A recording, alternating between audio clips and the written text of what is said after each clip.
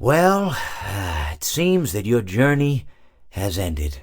Very sorry about that. It was always going to end this way, of course. If it weren't by me, it would have just been by some other, terrible thing. Just, you could not imagine how terrible it would be. Just, I get scared thinking about it. I'm glad it's not me. It reminds me of a time I was speaking to my good friend Orville. We were we were sitting on a park bench watching the pigeons. I was on the left, he was on the... Oh, wait, was I on the right or left? Anyways, it doesn't matter. We were sitting on there watching the pigeons. And I said to Orville, "Friend, those birds are frozen." And he kind of looked at me like I'd lost my mind. But I reminded him that it was winter, and often birds will sit in a tree until they freeze.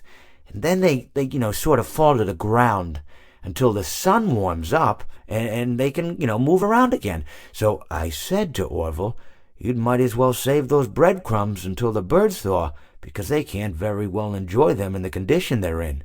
To which he asked what I meant, and asking what condition the crumbs should be in before he threw them to the birds, assuming that I meant the birds couldn't enjoy the breadcrumbs in the condition that the crumbs were in, when in fact I had meant the birds could not enjoy them in the condition that the birds were in, considering that the birds were frozen.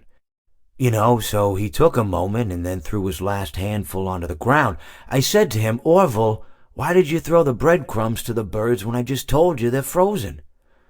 To which he responded, "The breadcrumbs are not frozen." Again, misunderstanding my words. I didn't mean to say that the breadcrumbs were frozen when I said I told you they're frozen. I'd been referring to the birds. In hindsight, what I should have said was, and this would make perfect sense, "Why did you throw the breadcrumbs to the birds when the birds are frozen?"